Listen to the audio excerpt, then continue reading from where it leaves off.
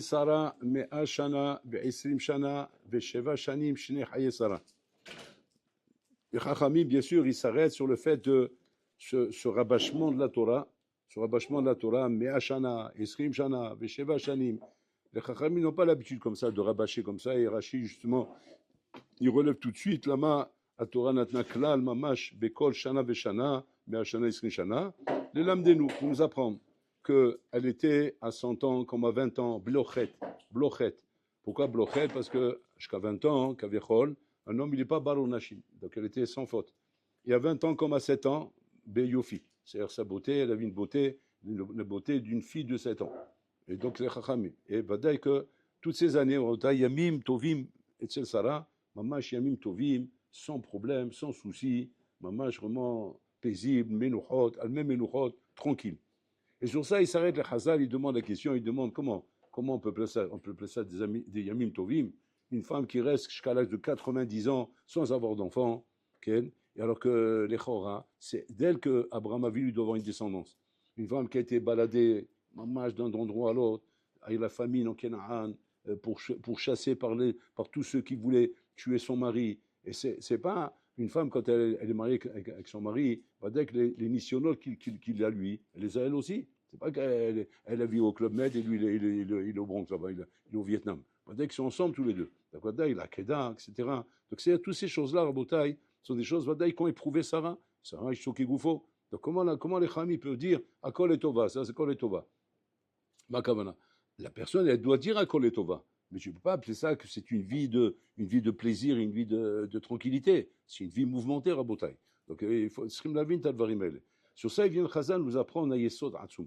Il vient nous apprendre en vérité que tout ce qui va s'appeler le tov ou le ra, donc quoi que ce soit dans la vie, dépend de l'istaklout de la personne. Tout dépend de la manière comment une personne regarde les choses.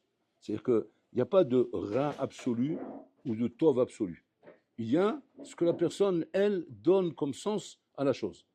Si la personne, elle a décidé effectivement de voir les difficultés dans la vie comme étant un edgar au contraire, pour se construire, pour grandir, pour avancer, alors à ce moment-là, le bonhomme, comme un bonhomme qui est dans un entraînement de foot, un entraînement de sport, il ne va pas dire maintenant, waouh, qu'est-ce que c'est dur, qu'est-ce qu'on souffre, comme c'est compliqué, rouler. Pourquoi? Parce qu'il a une staklout riouvite à la chose. Il voit que la chose est massée, il le mène quelque part, ish matara. Et quand je sais qu'il y a une matara, à ce moment-là, je regarde différemment, Bichlal, les kshaïm. Les kshaïm, on ne les accepte pas quand on ne voit pas de matara dans les kshaïm. Et quand malheureusement, surtout quand la matara, elle est ailleurs, Bichlal, elle est mamash, comment dire que chez Adam il olam hazé, il veut shalva ba'olam hazé. Alors on va dire que quand on veut la shalva ba'olam hazé, chaque difficulté, chaque koshi, il devient insupportable, il me rend ma vie un enfer. Et c'est là-bas qu'on va déterminer maintenant si le bonhomme il a une bonne vie ou une mauvaise vie. Donc c'est-à-dire que la définition de bonne vie ou mauvaise vie n'est pas définie par rapport aux épreuves et aux difficultés que l'homme il a. Elle est définie par rapport à la manière comme l'homme y regarde. Donc c'est-à-dire qu'il y a une avoda à faire ici. Et c'est pour ça qu'on nous amène Maaseh Avot Siman Abanim, où on doit mamash apprendre des avot kaviachol, comment regarder la vie. Et que savoir que les maaseh, tout ce que tu vas être bousculé dans ta vie, tout ce qui va être difficile, tout ce qui va être caché, akol ze mamash pashut bishvil livnot otra, akol eto vatra. C'est dans un but, c'est pas un stam comme ça par hasard il a souffert, par hasard non, dans un but de te construire. Et quand même il a compris, il a qu'il y a une matara ici. Alors automatiquement il est content. Le sabbat de Kelem il donnait un machal effrayant pour nous expliquer comment on peut considérer ce qu'on appelle un ben olam haba. Yesh ben olam haba, yesh ben she'ulo ben olam haba. Comment on détermine, Raboudai? Comment on peut déterminer, en voyant un homme vivre dans ce monde, qui est Ben Olam Haba? Incroyable. Le sabbat de Kelem, il a un moyen de savoir, mi Ben Olam Haba. C'est un soum. Et là-bas, il explique rien ce qu'il dit. Il dit Machal ema davar domé. On donne un machal pour comprendre, pour déterminer mi Ben Olam Haba ou mi lo Ben Olam Haba. Il dit Machal, des kvusat bachurim chez orchim la Hatuna. Un groupe de bachurim qui voit la Hatuna. Maintenant, pour aller à la Hatuna, ils n'ont pas trouvé un tender ou un bus ou un truc comme ça. Ils ont trouvé une petite voiture. Ils vont se retrouver comme ça à Rabota, il y a 12 dans une petite voiture qui contient 5 passagers. Mais au lieu qu'il y ait 5 dedans, ils sont 12 dedans. Donc imaginez-vous un petit peu. C'est une boîte de sardines. Un tassé, un sur l'autre, roulé. Bon, ils espèrent qu'on ne va pas les attraper sur la route. En attendant, ils ont pris la route comme ça. Ils ont pris la route en direction de la Hatuna. En plus, bon, c'est pas un voyage de 5-10 minutes ou un quart d'heure. C'est une heure de route comme ça, entassés l'un sur l'autre. Et maintenant, ils roulent. Et le sabbat de Kelem, il dit comme ça. Celui que tu vois dans la voiture en train de râler, en train de se plaindre, en train de dire mais c'est quoi ce voyage, c'est quoi ces trucs-là, c'est quoi ces conditions, on n'aurait pas pu faire comme ça, c'est pas comme ça, et c'est comme ça, et c'est pas comme ça, et tu as des bachianim, tous les pleurnicheurs dans la voiture. Ceux-là, ils ont oublié la matara où ils vont. Et c'est pour ça qu'ils se mettent à pleurnicher. Ils sont en train de se plaindre des conditions dans lesquelles on fait voyager. Ils ont oublié la matara. Que quoi? Qu'ils vont à la Khatouna. Et donc la Khatouna, c'est quand même une matara qui doit te réjouir. Et donc, marre pas de dire maintenant que tu vas voyager dans une voiture comme ça. C'est pas un voyage de plaisir. C'est pas, comme tu dirais maintenant, c'est genre, la matara, c'est le voyage en soi. Le voyage, c'est un moyen pour arriver quelque part. Et que le ikar, c'est d'arriver là où tu vas arriver. Fait. Maintenant, tu as à côté de ça, hein, ceux dans la voiture, Shem lo bochim. Ils ne pleurent pas. Au contraire, ils calment les bahyanim. Il leur dit, mais arrêtez de pleurer, arrêtez de vous plaindre. N'oubliez pas que c'est juste un moyen, on va à la Hadouna. Sinon, on n'aurait pas pu y arriver. Et de cette manière, on va y arriver. Et ça, c'est ceux qui calment les bahyanim. Il dit le sabbat de Kelem, comme ça, tu peux voir un bonhomme dans Olamazé, s'il est ben Olamaba ou pas. Ça fait peur. Il dit comme ça. Quand tu vois un bonhomme, ba Olamazé, Shou Bahyan ba Olamazé, c'est-à-dire qu'il n'arrête pas de pleurnicher, il n'arrête pas de se plaindre, il n'arrête pas de râler. C'est un râleur. C'est-à-dire qu'il est constamment en train de se plaindre sur les conditions qu'il vit dans l'Olamazé. Cet homme-là, Babouta, est dans le Matsav où il est là, ou l'eau ben Olamaba. Comme s'il dit ça va de Kelem. Par contre, quand tu vois un bonhomme, à chaque fois que tu le rencontres, à chaque fois que tu le vois, à chaque fois que tu parles avec lui, il a une staklou très chiouvite de la vie, très chiouvite. C'est-à-dire que là où tout le monde pleure, lui dit mais non, ça va, c'est bien, il faut regarder le bon côté des choses. Bassof, on n'est pas, il y a pire que ça, il y a pire que nous. Et ce bonhomme-là, ou ben Olamaba. Pourquoi? Parce qu'Olamazé Rabotai ou Traklin, comme dit Chachamim, ce monde Rabotai, c'est une salle d'attente. Dans une salle d'attente, quand un bonhomme il a compris qu'il est dans une salle d'attente, il ne va pas commencer à faire une bicorette sur tous les tnaïm qu'il y a dans la salle d'attente. Et il a comme ça, il a comme ça, il a comme ça. Celui qui fait ça, il y en a qui font ça. Il y en a qui peuvent faire une bicorette, même sur les choses qui sont accessoires dans ce monde. Zé Adam Shonoten Matara, la gashmiut. Un homme qui donne à la gashmiut une matara, c'est un homme qui va faire une bicorette de chaque élément de la gashmiut, chaque élément qui se passe dans le monde, Rabotai. Il va faire une bicorette. Sinon, non. Moi, je m'appelle avec Sébastien Rafrakin, toujours Rabotai, les baguettes qui arrivaient. Bon, vous vous rappelez les baguettes? Il y a Sarah, les baguettes. Ouais. Aujourd'hui, c'est fini. C'est Zahralam Sadik, les bracha. On a fini avec les baguettes. Mais il y a le pain israélien, quoi, le pousseau, les baguettes, c'était bon, Rabotai. C'est du vrai pain, comme ça, croustillant. Ça sentait bon, c'était chaud, vous voulez. Elles arrivaient, le baguette le matin. On était comme ça, on sentait le pain chaud arriver. Ça donnait envie de manger. C'est croustillant, tu sentais ça. Ça sentait la boulangerie, ça sentait bon. Mais ça nous passait sous le nez. Ça nous passait sous le nez. Où c'était? Ça partait dans l'entrepôt de la cuisine, vous voulez. Et quand c'est qu'on les consommait? Le lendemain matin. Donc on ne consommait jamais la baguette du jour même. On consommait la baguette du lendemain. La baguette rassie. La baguette fraîche, on ne la goûtait pas. Et comme ça, on savait qu'on arrivait à l'Yeshiva, ça y est, pendant un an, on oublie les baguettes fraîches. Tu ne vas pas devoir manger une baguette fraîche. C'est baguette rassie. Alors, on se demandait, mais Maïnian de faire ça. Bishlama, si tu dis, bon, on a mangé, mais il restait du pain, et on nous le remet le lendemain, c'est normal. C'est pas tachrite, on va pas jeter le pain. Mais pourquoi faire ça? Pourquoi la baguette, elle arrive? Donne-nous là. C'est fait en sorte que que la synchronisation soit en fonction de manger frais. Pourquoi faire ça, Rabotai? Enfin, qu'il nous expliquait, Rabotai. Il nous expliquait qu'il ne faut pas, Shalom, bon, on n'est plus à cette madriga, mais à l'époque, c'est comme ça qu'on a grandi, Rabotai. On doit faire attention, Rabotai, de ne pas croire que le bonheur de ta vie, c'est la baguette fraîche. Comme ça, disait Rafakim. Les bonheurs de ta vie, c'est pas la baguette fraîche. Les bonheurs de ta vie, c'est pas chose, c'est l'istapek bemoad, l'ismoir bemair sheishtecha. L'ismoir bechelko. Voilà, comme ça, il nous apprenait. Bon, on était, comment dire, comme vous, hein, des petits jeunes comme ça, on râlait, tout ce que tu veux rouler. À la fin, on avait compris. On avait compris la matala. Et qu'est-ce qu'on a gagné dans la vie en Botan? On a gagné on a gagné Olamazé. Pas Olamaba, je ne vous parle pas de gagner Olamaba. Olamaba, c'est encore l'autre sipour. On a gagné Olamazé. Olamazé que, sans son rencontre, enfin, qu'il nous, son rencontre, non, c'est pas sans son rencontre, c'est son rencontre, c'est exprès. C'est-à-dire, il nous a, Pachout, habitués, Pachout, à vivre Olamazé plus facilement à Botaï. Parce qu'en fait, on a passé un parcours, on s'est habitué à ne pas. Il m'appelle, il nous servait le couscous. Le couscous, c'est une boule de pétanque. C'est pas bien comme ça, bien ouvert comme ça, tu vois, bien séparé. C'était des boules. Il n'a même pas été dilué encore. Ils l'ont fait comme ça, tac, tac, tac, tac, comme ça. C'est en boulette, il est en boulette comme ça. Donc on met dans l'assiette, il fallait le rendre, parce que je ne peux pas, tu vas t'étouffer sinon. Il fallait d'abord l'éparpiller pour qu'il devienne dans ce moule, et après on pouvait le manger. Au début, tu râles, etc. Mais à la fin, on ne se pose pas de questions, c'est normal, c'est comme ça. C'est kara. Habibi, quand après tu arrives à la maison, ou tu arrives chez toi, ou tu arrives mais chaque chose, tu dis, c'est Yofi. Quoi, et les parents s'étonnent. Ils disent quoi, tu te plains plus de ça, tu te plains plus de ça. Mais jamais de la vie. C'est du bonheur. C'est du bonheur. On est au paradis, là, tu rigoles, quoi. Alors qu'avant, mais il n'y a pas ça, il n'y a pas ça. Maintenant, il n'y a plus, il n'y a pas ça. Il y a tout. Il y a tout et tout ce qu'il faut, et c'est trop même. C'est même trop. Et même, on est étonné qu'on nous donne autant, alors qu'avant, c'était même pas le minimum. Alors que maintenant, c'est trop, on n'est pas là. Regardez ce qu'un homme en Botaï, il peut faire comme Shinouim dans sa vie, quand maintenant il a compris, le chiour qu'il faut donner à chaque chose dans sa vie. C'est pas un chiour de privation, tu vas dire, moi je me prive. C'est pas une matara de se priver. Non, il n'y a pas une matara de se priver. Mais par contre, il y a une toilette. Il y a une toilette à ça. La toilette est quoi? C'est ce que les Chachamim nous apprennent. Pas de vamela tochal, varei sishan, vechayet sar tichye, vimken asita, ashrecha ba'olam hazeh vetov lach ba'olam haba. Alors il demande, Chachamim Philologie, il demande, Bishlama, ouais, shechaye olam haba, אבל מה זה טוב לך בעולם הזה? איזה טוב לך בעולם הזה, כד שבת ואמר תאכל, הרי סישן, מים במשורה תשתה, חיי שר תחיה, שמרחם אבותי, הביא לו גיהינם le bonhomme, il a Gaza toute l'année il a Gaza. Il mange du pas de vamela, c'est ce que c'est à Gaza, ouais. חיי שר תחיה, c'est là-bas. הרי סישן, par terre tu dors, c'est là-bas. Et qu'est-ce qu'on te dit? Wow, c'est ça ta vie? C'est comme ça que tu vis? אשריך בעולם הזה, וטוב לך בעולם הבא.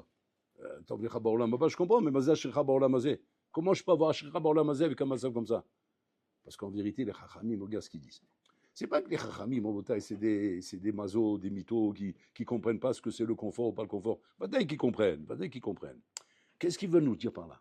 Ils veulent nous dire par là que si jamais tu arrives rien qu'à pouvoir supporter les difficultés de la vie, c'est-à-dire quoi? C'est-à-dire que la vie pourrait, Shalom, on souhaite ça à personne, te mettre dans un matzav de pas de vamela tochal, de la arestishan, vemaim babsura tishte. La vie peut te mettre dans ce matzav. Personne n'est à l'abri de rien, Rabotai. Et que si maintenant toi tu es capable, Inachinami, d'accepter ce matzav, l'accepter. On n'a pas dit que tu le kiffes, mais tu l'acceptes. Tu acceptes ce matzav, un matzav comme ça, ashrecha ba'olam hazeh. Pourquoi? Parce qu'il va te vacciner pour la vie. Il va te donner des kochot adirim pour la vie. Où à ce moment-là, tu sauras apprécier chaque chose, Rabotai. Vous savez quel matana exceptionnel, Rabotai. Quel cadeau est exceptionnel? C'est d'avoir, mamash, des kelim qui nous permettent, Rabotai, de se réjouir de tout dans la vie. D'arriver à apprécier chaque chose, Rabotai. Et de ne pas être de ceux qui râlent devant chaque chose. Et ça, il y a mieux que ça, C'est ça, Rabotai. Le problème, c'est que quand on est dans le Yeshlomaner ou Semataim, c'est que le bonhomme, il vit dans le chasser. Il vit constamment dans le chasser. Il n'y a pas ça. Il vit dans le chasser. Et il y a l'homme qui vit dans le plein. Yesh. Il y a ça. C'est ça la différence en Bretagne. Quand Yaakov Avinu l'a rencontré, Esav, il a voulu lui faire des cadeaux à Esav. Esav, il dit, Ishtirav, j'ai beaucoup, j'ai pas besoin de tout ça. Prends pour toi, garde pour toi. Qu'est-ce qu'il lui répond Yaakov? Ishtikol. C'est quoi la différence entre Ishtirav et Ishtikol? Ishtikol, Rabotai, ça veut dire j'ai beaucoup, mais je veux encore. Ishtikol, ça y est, je suis rassasié, moi, je n'ai pas besoin de plus que ça. C'est ma spikli. Et c'est ça, Rabotai. Tzadik ochel et sova nafsho. Racha ochel et sova bitnu. Il y a un bonhomme en Botaï, quand il mange, c'est pour rassasier son ventre. Il y en a quand il mange, c'est pour rassasier son nefesh. C'est quoi la différence entre rassasier le ventre et rassasier le nefesh? Rassasier le ventre, c'est le ventre. Jusqu'à que les dents du fond, elles baignent. Comment ça veut dire? Il faut que ce soit habibi, plein, agavé. Ça, c'est savé habitnu. Il y a le savé anafsho. Savé nafsho, c'est quoi? C'est que le bonhomme, il se dit, ça y est, ça suffit, on a assez mangé, on va pas manger jusqu'à qu'on ne peut plus respirer, Hazve Shalom. Parce que quand c'est comme ça, qu'il faut absolument que tu profites, jusqu'à que la mort s'en suive du sort olam hazeh, Balmenan, ce Olam Hazé ne pourra jamais, jamais t'assouvir. Il ne te donnera jamais le sipouk de ce que tu recherches. Parce que Shlomane, Rosemataim. Shlomataim, Rosemataim. Et ça, le Madame Chif, il hakera là-bas. Il demande là-bas, hein, Shlomane, Rosemataim. Bakavana. Rose Odmane, la Giarimataim, ou Rosemataim. Comme ça, il fait une hakera. Et là-bas, il dit là-bas, Pshita, Rosemataim, Chutz Mamane. C'est-à-dire, c'est pas, il veut encore un mané pour faire Mataim. Il veut encore. Et pourquoi? Parce que Rabotaï, le problème est comme ça. Quand un homme, il est rave, il veut beaucoup Rabotaï, c'est pas que la chose, en vérité, représente quelque chose et qu'à ce moment-là, il veut juste un plus. Il veut un plus. C'est-à-dire que j'ai quelque chose, mais je veux un plus. Non. Quand tu mets au Olam Hazé un statut pour te remplir, eh bien, ce qui se passe, Rabotaï, malheureusement, c'est que chaque élément de ce Olam Hazé crée chez toi un vide. Pas un rempli, il faut compléter. Ça crée un vide. Un vide de ce que quoi, de ce que tu espères avoir. Et donc, c'est ce qui se passe, Rabotaï. Donc, tu ne peux pas être sa mère, Bechelko. Donc, c'est ce qu'on voit ici. Sarah et Menou, Rabotaï et Abraham Avinu, Barouk, ce sont des balais nisyonotes. Ils ont parlé des nisyonotes, ils ont passé des difficultés, ils ont passé des kshaïm. Seulement, les chachamim n'ont pas peur de dire Akol et Tova. Ils ont passé des belles années. C'est des belles années qu'elle a passé Sarah, qu'il a passé Abraham et Koulé. Comment des belles années? Avec tellement d'épreuves, ça s'appelle des belles années. Quelle? La malo, la maken, pas shoot. Parce qu'on sait très bien qu'ils ont un regard très chiyuvi de la vie, très positif et pas un regard négatif en bataille. Aujourd'hui, malheureusement, c'est ça votre chance, entre guillemets, quoi. Si vous vivez dans une société de consommation, mais c'est pas consommation, c'est surconsommation. Vous vivez dans une société de surconsommation, où on n'est pas, comment dire, dans un matzav ou kaviachol où on est mistapek bemouat. Non, on est bichlalo mistapek bemouat. Et ça, Rabotai, c'est quelque chose qu'il faut faire très attention. Très attention parce que d'un côté, très difficile de se priver dans une société de consommation. Très difficile. C'est-à-dire que le pas de Vamel Artochal aujourd'hui, il est très caché. C'est pas comme à l'époque. À l'époque, il y avait, comment dire, il y avait de la consommation, mais pas comme aujourd'hui. Aujourd'hui, tu vas à Carrefour, par exemple, tu fais tes courses, oui, tu vas dans le rayon savonnette, tu as 100 sortes de savonnettes. Le rayon shampoing, 100 sortes de shampoing. Rayon, je sais pas, tout 100 sortes. Je comprends pas. Pour te laver les poils que ça sur ton crâne, oui, il y a besoin de 100 sortes de shampoing. Ça y est, un shampoing, ça suffit. Prends du savon de Marseille et lave-toi la tête. Qu'est-ce que tu es en train de faire en train de faire des pitbulls, et ça c'est satiné, ça c'est soyeux, et ça c'est comme ça c'est brillant, ça c'est pour les cheveux qui se cassent, les cheveux qui se cassent pas. Et là quand ils sont comme ça, oui, ils sont comme ça. Rase-toi le crâne. Qu'est-ce que tu es en train de ça pour ça, ça pour ça, ça pour ça. C'est quoi ce délire-là? Ce délire de s'inventer à Botaï des paramètres qui n'ont aucun sens, qui sont que du dimion, que tu dimionnes. Et oh, il va voir si tu tombes dans ce piège-là. Oh, il va voir. Parce que tu tombes dans ce piège, chez Mishmo, c'est ça, Ishlomane Rosemataïm Rabotaï. C'est que le bonhomme croit qu'il a quelque chose avec son dimion, le Sarakol, qu'est-ce qu'il fait Rabotaï? Il est en train de creuser Rabotaï, de creuser un trou dans lequel il va se trouver. Comme ça, Magui Midouna, il donne un machal. Machal et Madavar Domé. Il dit Machal et Adam, Shayoler Badeler. Il marchait sur la route. Et puis toi, il a pris sur lui, bien sûr, de faire Shmirat Tenaïm, donc il regarde bien par terre quand il marche. Et, Baruch Hashem, il voit un billet de 50 shekels. Il dit, je t'en parle chez mon âne. Quel bonheur. Combien, quand je bourris, il est bon. Voilà, on écoute sa volonté et on est récompensé. Je t'en parle chez mon âne. Donc il était très content. Ça lui a fait du hizou. Maintenant, il ramasse le billet de 50 shekels. Il voit un papier en dessous. Il dit, tiens, bon, par curiosité, il regarde, c'est quoi ce papier? Il dit, peut-être ça appartient à quelqu'un. Je sais pas, moi. Normalement, un billet, il tombe. Adam Meshmesh Bikiso Tamid. Un homme, il vérifie sa poche constamment. Quand c'est un billet, une pièce, c'est pas pareil. Une pièce, c'est Yemunach. À Chavoli, on a vu. Une pièce, il n'y a pas Meshmesh Bikiso Tamid dans la pièce. Ça s'appelle Yeshelomidat. On rentre dans un problème de Yeshelomidat. Mais dans un billet, non. Un billet, un homme, de temps en temps, il ouvre pour voir si les billets sont là. Il n'y a pas. Les billets, normalement, quand il dit, tu as 100 shekels, 200, il sait. Par exemple, tu as en pièce 20 shekels, 30 shekels, il ne sait pas. Donc, il n'y a pas Meshmesh dans les pièces, mais il y a Meshmesh. Donc, pour ça, quand vous trouvez une pièce, il y a un problème de Yushulu Midahat, il faut le mettre dans une boîte que vous gardez, que quand il va venir lui en avis, il faut lui rendre. Ce n'est pas automatiquement à vous. Par contre, si c'est un billet, ça, tu peux le prendre tout de suite. Pourquoi? Parce qu'un billet, voilà qui sait. Très bien. Donc, il a trouvé le billet. Il est content, c'est à moi, mais toi, là-bas, mais il y a un papier en dessous. Il ouvre le papier, il dit, surtout ne t'en va pas tout de suite, comme c'est dit le papier.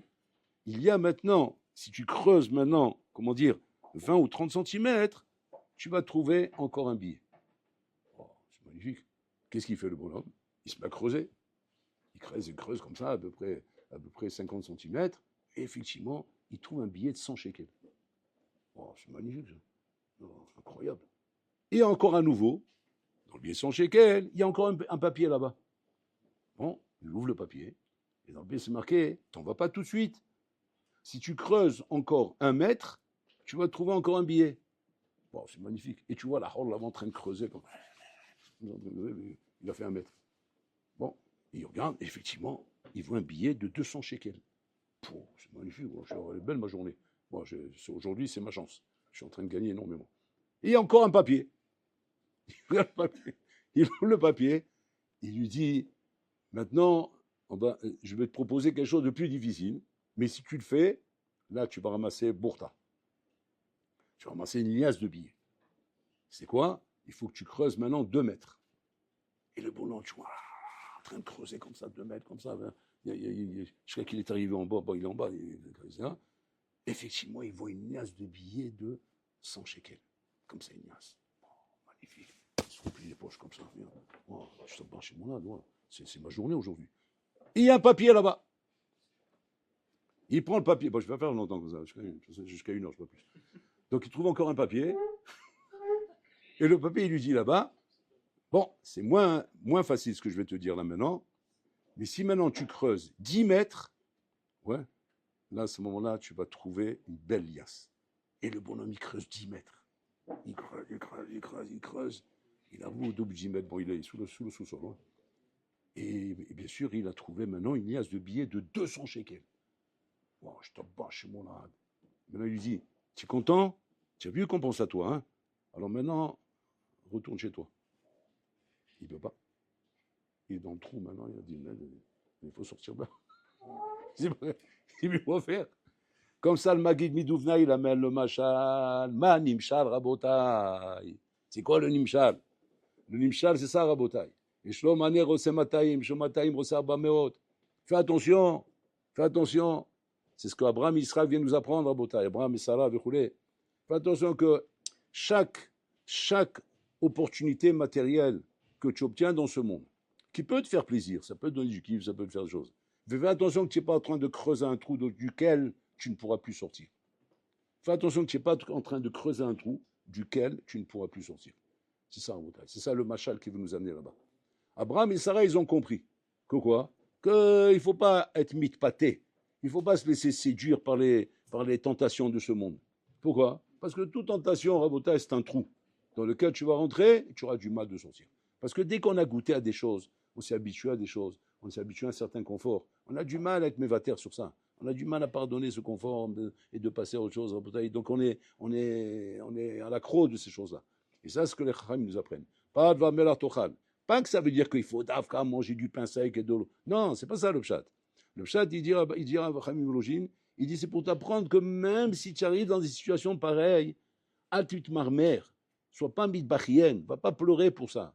Dis, non, ou là c'est tov. Pourquoi? Parce qu'au moins ça va m'apprendre, Nachinami, accepter, même si jamais, Nachinami, j'arrive à un stade pareil, d'accepter que la vie, elle donne pas forcément la satisfaction à chaque fois. Et que Nachinami, même ça peut être bien.